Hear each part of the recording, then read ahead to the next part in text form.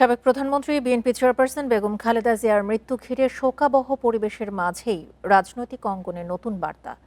বিএনপির ভারপ্রাপ্ত চেয়ারম্যান তারেক রহমানের সাথে দেখা করে একসাথে রাষ্ট্র গঠনের প্রত্যাশার কথা তুলে ধরলেন জামায়াতে ইসলামীর আমির।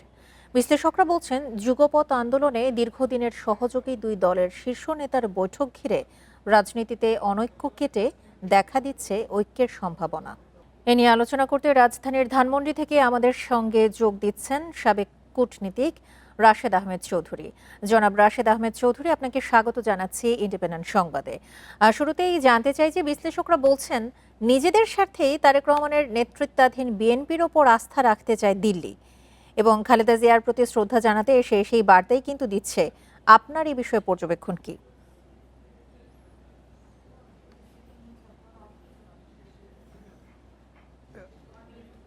এই বার্তা হচ্ছে পজিটিভ বাংলাদেশের জন্য, আমি বলবো উভয় দেশের জন্য। শুধু যেটা ইন্ডিয়ার স্বার্থে সেটা ঠিক না। ডিপ্লোম্যাট আমরা বলি যে ফরেন পলিসি, পররাষ্ট্রনীতি এগুলো হচ্ছে এক্সটেনশন অফ ডোমেস্টিক পলিসি। আমাদের মধ্যে একটা জাতীয় কনসেনসাস আসতে হবে। এবং এই যে স্টেটমেন্ট জামায়াতের যে লিডার উনি বললেন যে আমরা খালেদা জিয়ার যে ঐক্য, সেটা ধরে আমরা আগে বাড়বো বিএনপির সঙ্গে। তো এটা খুবই দরকার, কারণ যদি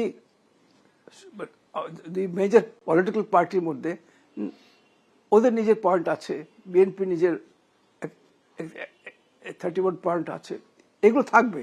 কিন্তু যে এই সময় বাংলাদেশ একটা বিরাট চ্যালেঞ্জের মুখে, এটা আমরা সবাই অনুভব করি, সবাই জানি। এবং ইন্ডিয়ার সঙ্গে আমাদের সম্পর্ক এই সময়টা খুবই, আমি বলবো, চিন্তা ভাবনা করে খুব ম্যাচিওরভাবে হ্যান্ডেল করা দরকার। যেটা তারেক রহমান আমি দেখছি যা জামায়াতের লিডার দুইজনই মেজর পার্টির, ওরা কোনো স্টেটমেন্ট এমন করে নাই কোনো দেশের বিরুদ্ধে। আমরা চাই বন্ধুত্ব, এবং এটা হচ্ছে উভয় দেশের স্বার্থে।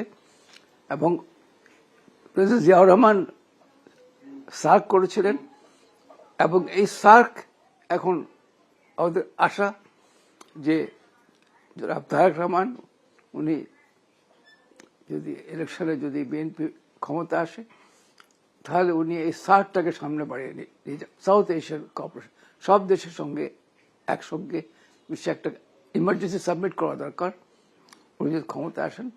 এবং যে সব দেশের সাথে সেক্ষেত্রে একটু জানতে চাই যে আঞ্চলিক নিরাপত্তার স্বার্থেই বাংলাদেশে মৌলবাদের উত্থান দেখতে চায় না প্রতিবেশীরা, তাহলে দেশে কট্টরপন্থার উত্থান বিষয়ে আপনার কি অভিমত?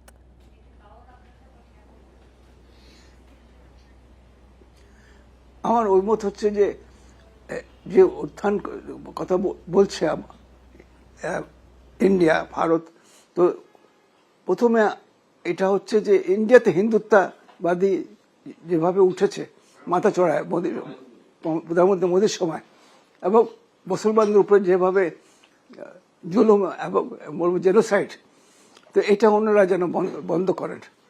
অন্যরা যদি এটা চান, খালি একদিক দিয়ে হবে না, যে বাংলাদেশেও ফান্ডামেন্টালিজম, ইসলামিক এগুলো হচ্ছে, এক্সট্রিমিজম হচ্ছে, আমরা এটাকে খুব কনসার্নড, যেটা ইন্ডিয়া বলে।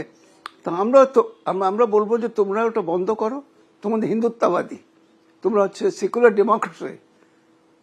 ইন্ডিয়া সেকুলার ডেমোক্রেসি যদি হয়, তাহলে ওদেরকে ওই হিন্দুত্ব পলিসি থেকে সরে আসতে হবে। তাহলে বাংলাদেশে যেটা তোমরা দেখছো, এটা হচ্ছে ইন্ডিয়ার ফল আউট। ইন্ডিয়া যদি এটা না করে, তাহলে বাংলাদেশে আমাদের কোনো লিডার চায় না, কোনো জনগণ চায় না। আমাদের জনগণটা অনেক এখানে হচ্ছে যে বাংলা ইসলামিক কি আছে, সঙ্গে সঙ্গে বাংলার সংস্কৃতি, এটা হচ্ছে একটা ইউনিভার্সাল, যেটাকে বলে টলারেন্ট একটা দেশ। জনাব চৌধুরী, আরেকটি বিষয় একটু জানতে চাই। সম্প্রতি বিএনপির সাথে কাজ করার আশা প্রকাশ করেছেন জামায়াতের আমির। ভবিষ্যতে রাজনীতিতে এটি কতটা প্রভাব ফেলবে বলে মনে হচ্ছে আপনার? সাথে আরেকটু যোগ করতে চাই যে দুই দলের শীর্ষ নেতার যে এই বৈঠক, এটি রাজনীতিতে অনৈক্য কেটে সমঝোতার যে আভাস পাওয়া যাচ্ছে, এই বিষয়টিকে বা আপনি কিভাবে দেখছেন? আমি খুব পজিটিভলি দেখছি এবং এটাকে আমি স্বাগত জানাচ্ছি as student of diplomacy political science.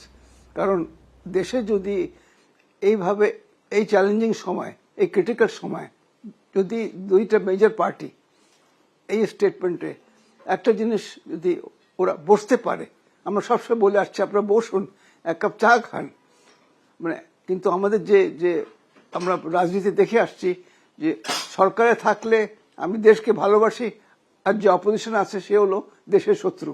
তো এটা দিয়ে তো হবে না, এটা কোনো গণতন্ত্রই আসবে না এখানে।